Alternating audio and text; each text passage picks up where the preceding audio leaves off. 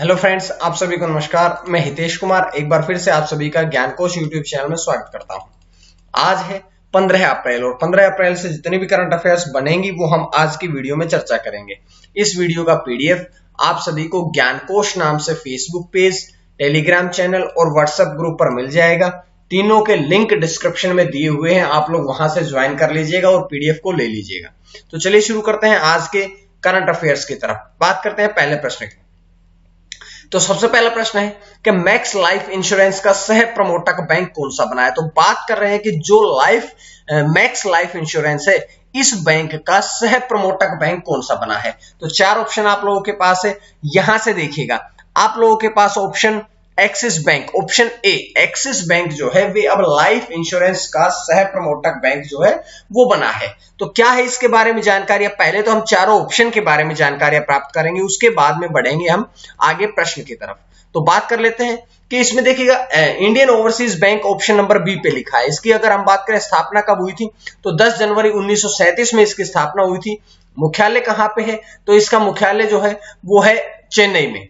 और अगर हम इसके एमडी और सीईओ की बात करते हैं तो इसके एमडी और सीईओ है पार्थ प्रतिम सेन गुप्ता। उसके बाद में इंडियन बैंक के बारे में अगर हम पढ़ेंगे तो इसकी स्थापना 15 अगस्त 1907 में हुई थी। इसका मुख्यालय चेन्नई में है। और एमडी सीईओ की अगर हम बात करते हैं तो पद्मजा चुंद्रू।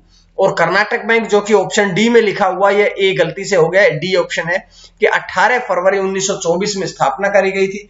मंगलुरु कर्नाटक में इसका हेडक्वार्टर है, मुख्यालय है। और एमडी सीईओ की बात करते हैं तो महाबलेश्वरम एमएमएस इसके हैं एमडी और सीईओ। तो ये जानकारी हमने यहां से पढ़ी है। लेकिन इस प्रश्न के बारे में जानकारी कि जो एक्सिस बैंक है, एक्सिस बैंक ने अब जो सामूहिक रूप से 12.99% हिस्सेदारी का अधिग्रहण कर लिया है। मैक्स लाइफ इंश्योरेंस की 12.99% की हिस्सेदारी का अधिग्रहण भी कर लिया है।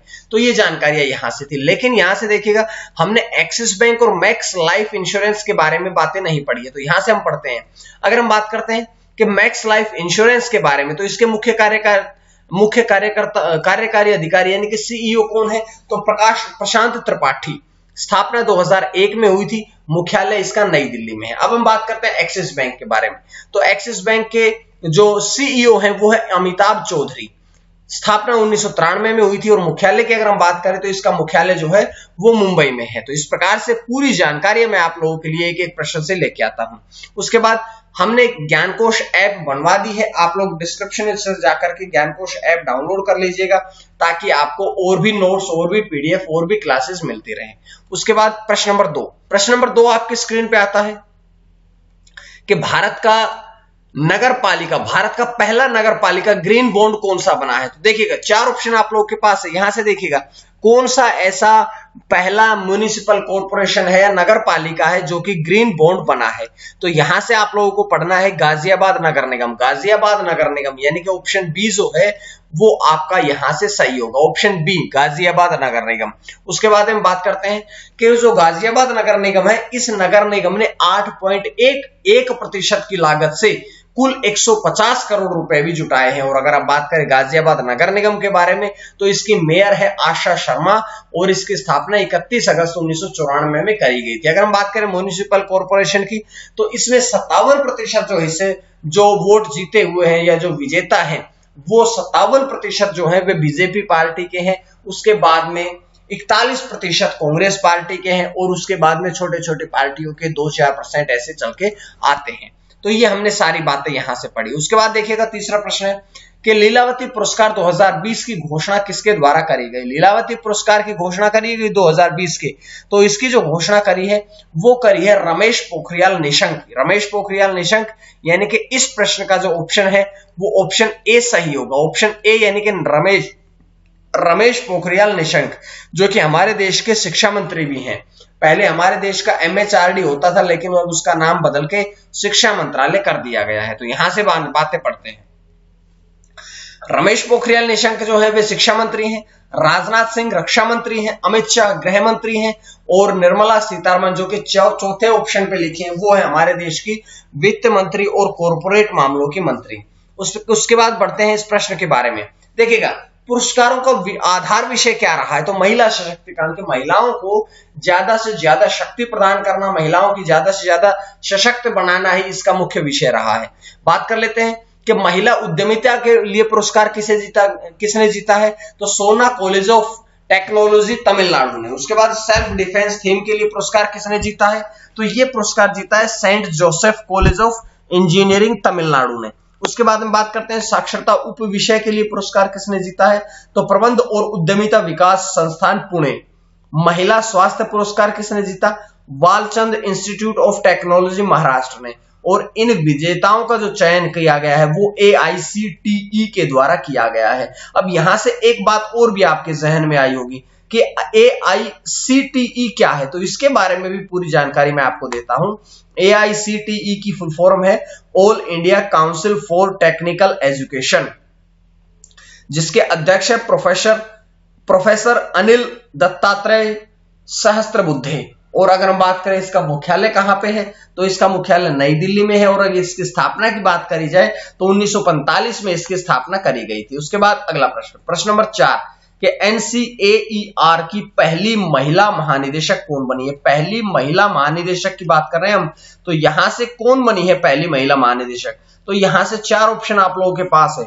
यहां से देखिएगा पूनम गुप्ता, पूनम गुप्ता यानी कि ऑप्शन डी आपका सही रहेगा। और अगर डी सही है तो हम इन तीनों के बारे में भी पढ़ते हैं कि हरिता कौर देओल जो है वे भारतीय वायुसेना की प्रथम महिला पायलट है।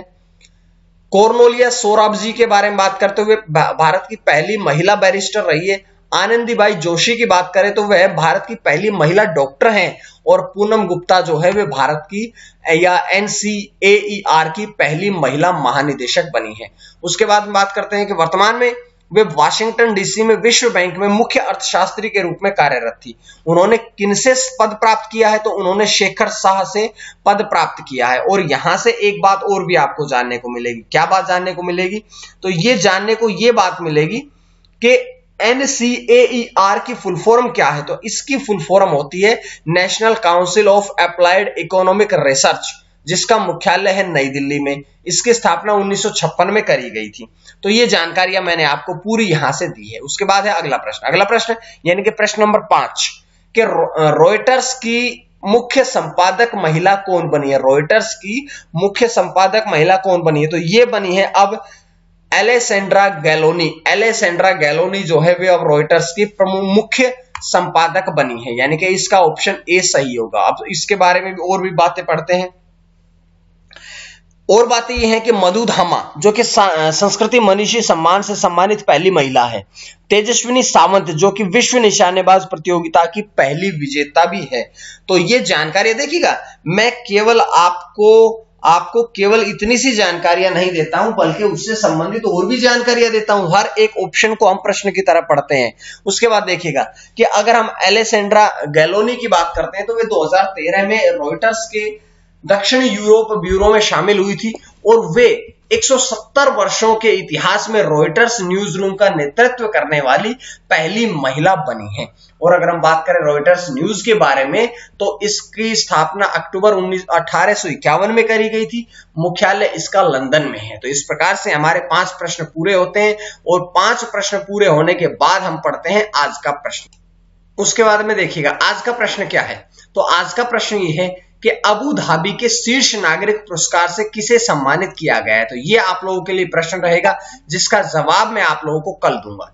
इसके बाद कल का प्रश्न हमने क्या पढ़ा था आप लोगों के लिए? कल मैंने आपसे पूछा था कि पंजाब ने कोविड-19 वैक्सीनेशन अभियान का ब्रांड एम्बेसडर किसे बनाया है। तो पंजाब ने अब कोविड-19 वैक्सीनेशन का ब्रांड एम्बेसडर जो बनाया है वो बनाया है सोनू सूद को। सोनू सूद यानी कि इस प्रश्न का ऑप्शन सी सही रहेगा। तो यहां से ये जानकारी हमें मिलती है। उसके बाद छठा प्रश्न आपकी स्क्रीन पे आता है कि जम्मू कश्मीर में centre for invention, innovation, incubation और ट्रेनिंग का उद्घाटन किसके द्वारा किया गया है। तो 4 ऑप्शन आप लोगों के पास है। और जैसे ही आपसे कोई प्रश्न पूछा जाता है जो कि जम्मू कश्मीर से संबंधित होता है तो आप लोग 90% तो श्योर हो जाइएगा कि वहां के मुख्यमंत्री वहां के उपराज्यपाल के द्वारा इसका उद्घाटन किया गया है। तो उस उपराज्यपाल कौन है वर्तमान में? उपराज्यपाल है मनोज सिन्हा। और अगर हम पहले उपराज्यपाल की बात करते हैं तो पहले उपराज्यपाल थे गिरीश चंद्र मुर्मू, जो कि कैग के रूप में बाद में पदोन्नत हो गए थे। लेकिन वर्तमान में इसका उद्घाटन जो है वो वर्तमान उपराज्यपाल के द्वारा किया गया है, जो कि मनोज सिन्हा है। इसके बारे में बात करते हैं। आनंदीबेन पटेल के बारे में बात करते हैं तो वे उत्तर प्रदेश की राज्यपाल है। बेबी रानी मौर्य के बारे में बात करते हैं, वे उत्तराखंड की राज्यपाल है।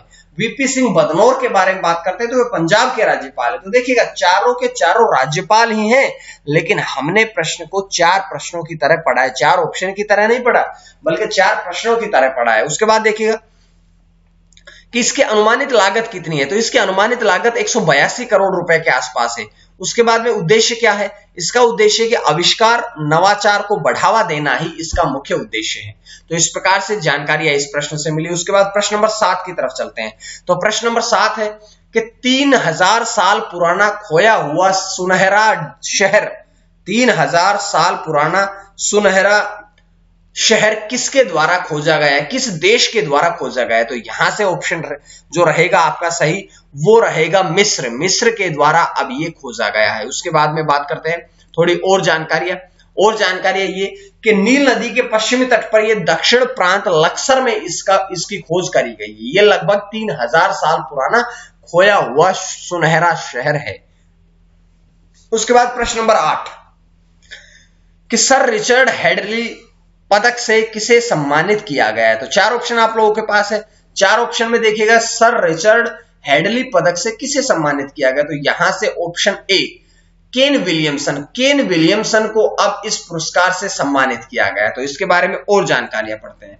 सबसे पहले लिखा है ऑप्शन बी में कि दिमुथ, वे श्रीलंका के कप्तान हैं। विराट कोहली भारत के टीम के कैप्टन है और बाबर आजम जो है वे पाकिस्तान के क्रिकेट टीम के कैप्टन है। अब बात करते हैं इस प्रश्न के बारे में कि जो न्यूजीलैंड क्रिकेट टीम के कैप्टन है केन विलियमसन, उन्हें इस पुरस्कार से सम्मानित किया गया है। उन्हें पिछले 6 साल में चौथी बार यह पदक दिया गया है और वे international test player of the year और साथ में रेड पाथ कप के विजेता भी इस वर्ष में बने हैं। तो इस प्रकार से जानकारी आपको दी है। उसके बाद 9वां प्रश्न है कि डिजिटल गोलमेज सम्मेलन का आयोजन कहां पर किया गया है। तो डिजिटल गोलमेज सम्मेलन का आयोजन जो है ये कहां पर किया गया है। तो ये कहां पर किया गया है, ये किया गया है नई दिल्ली में। यानी कि इस प्रश्न का जो ऑप्शन है वो आपका ए सही रहेगा। इसके बाद में बात करते हैं कि 2 दिवसीय सम्मेलन था जो 12 और 13 अप्रैल 2021 को आयोजित किया गया।